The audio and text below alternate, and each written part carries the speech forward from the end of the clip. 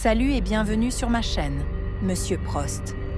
Aujourd'hui, nous allons regarder l'épisode 60 de Les Liaisons du péché. N'oubliez pas de vous abonner pour ne rien manquer de nos prochaines vidéos et n'hésitez pas à liker la vidéo pour nous encourager à en créer encore plus. Bon visionnage! L'épisode débute avec André qui affronte Don Armando au sujet de l'adoption de sa fille. Furieux, il lui assène un coup et exige des explications.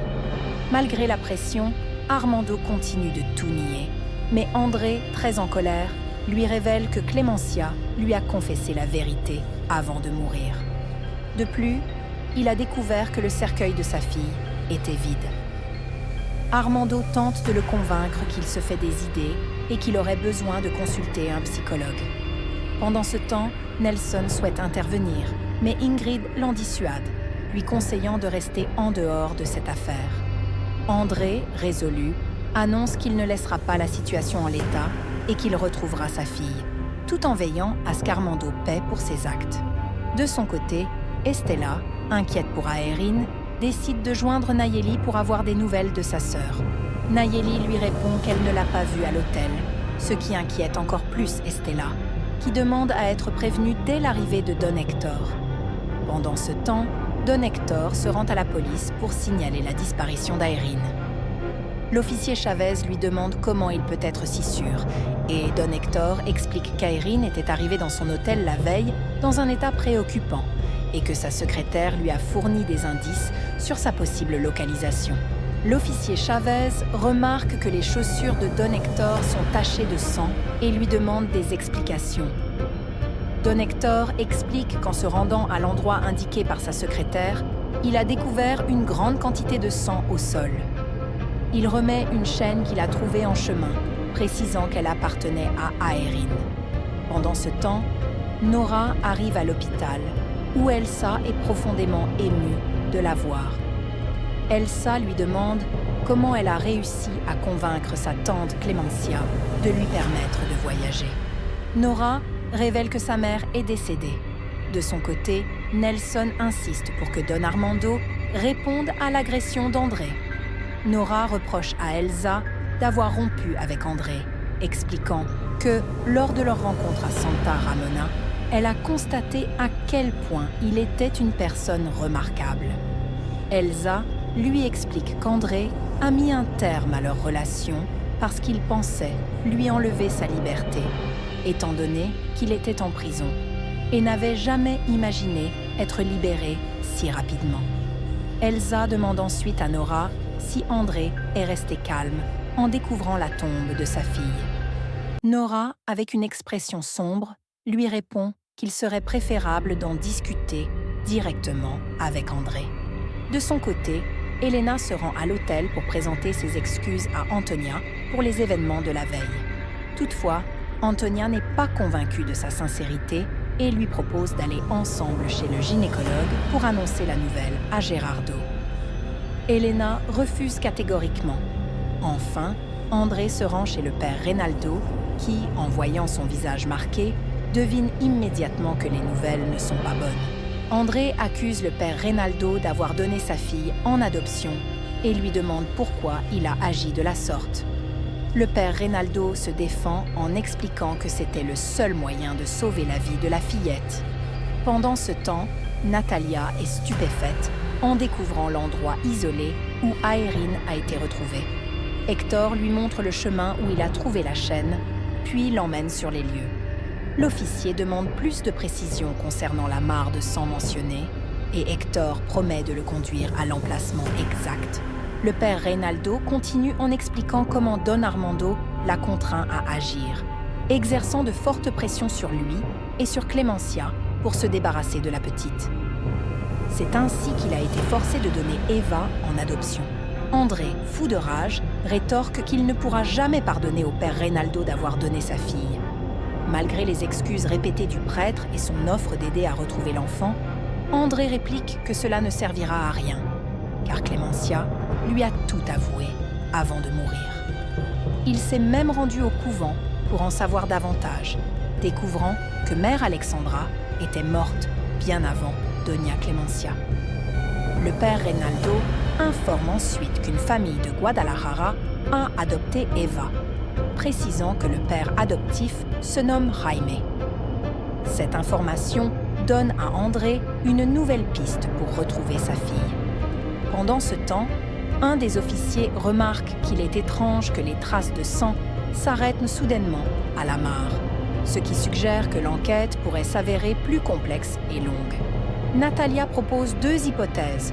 Soit la personne a survécu et a tenté de fuir, soit le coupable a déplacé le corps sans laisser d'autres indices. Carlos appelle son père pour l'informer que M. Raphaël souhaite venir à l'hôtel pour conclure des affaires. Toutefois, Don Hector lui répond que ce ne sera pas possible, car il est actuellement avec l'officier Chavez, cherchant à découvrir ce qui est arrivé à Aérine. Surpris par cette nouvelle, Carlos contacte immédiatement Alberto pour le tenir au courant de la situation. Pendant ce temps, Rocio entre dans la chambre de Madame Angela pour lui annoncer la disparition d'Aérine. Elle informe également Armando de ce que son employé lui a rapporté, mais ce dernier feint l'ignorance avant de raccrocher. À l'hôpital, Nora confie à Elsa qu'elle a entendu des rumeurs concernant la disparition d'Aérine, ce qui lui semble très inquiétant. Elsa, choquée par ces informations, décide de contacter sa mère pour vérifier ce qu'il en est. Lamberto arrive ensuite sur les lieux et demande ce qui s'est réellement passé avec Irène. Don Hector explique qu'après avoir quitté l'hôtel, il avait informé Nayeli qu'il se rendrait sur place, car il trouvait suspect qu'Aérine ne se soit pas présentée à la réunion prévue. Il demande alors à Natalia de permettre des fouilles dans la zone pour trouver des indices supplémentaires, mais Natalia insiste sur le fait qu'elle ne tolérera aucune erreur durant cette opération.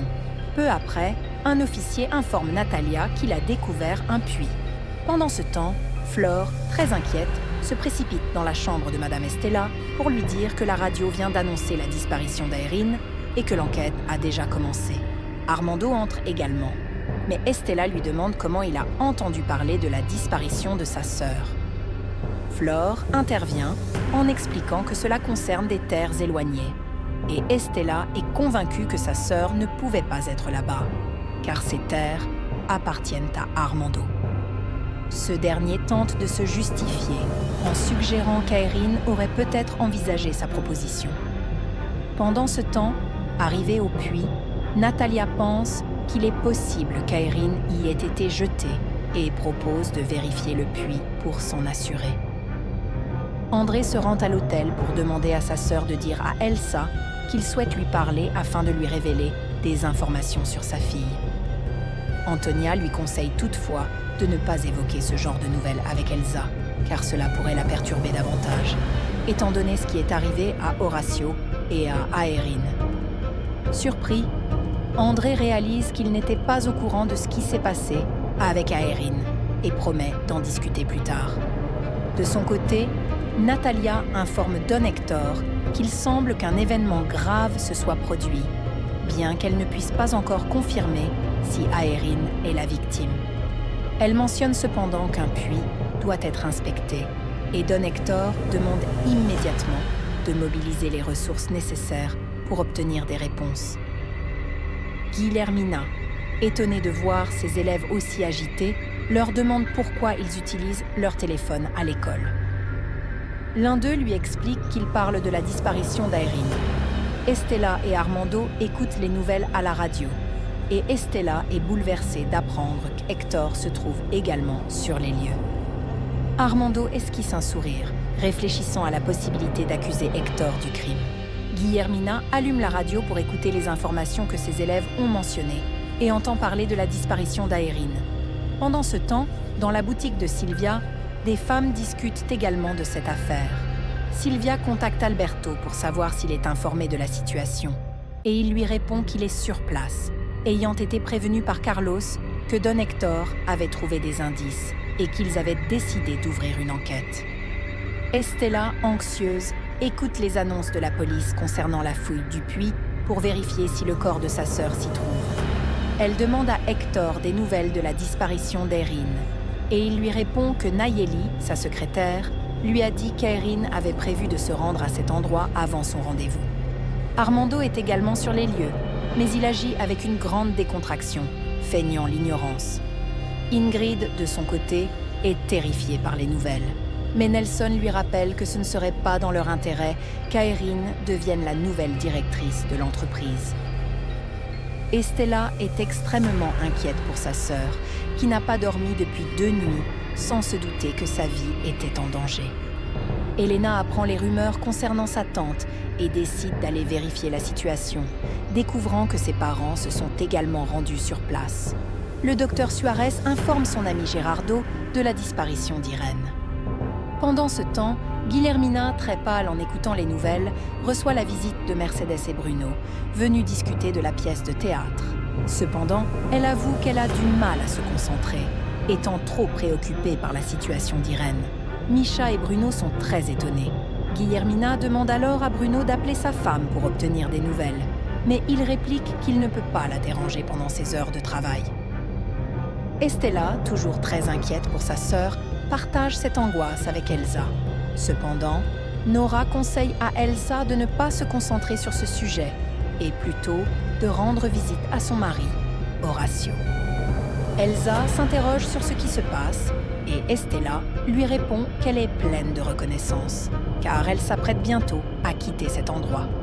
Pendant ce temps, la police commence à inspecter le puits. André informe sa mère de ce qu'il a appris à propos de sa fille, ainsi que de l'état inquiétant de Don Rosendo. Mercedes est ravie de discuter de la pièce de théâtre avec Bruno, mais celui-ci l'observe avec admiration avant de recevoir un message qui les alarme. Finalement, Natalia informe Estella que le corps de Madame Aeryn a bel et bien été retrouvé dans le puits. C'est ainsi que se conclut cet épisode 60 de notre incroyable série. N'oubliez pas de vous abonner pour recevoir l'épisode 61 ainsi que les prochains épisodes, car cette série nous réserve encore bien des surprises.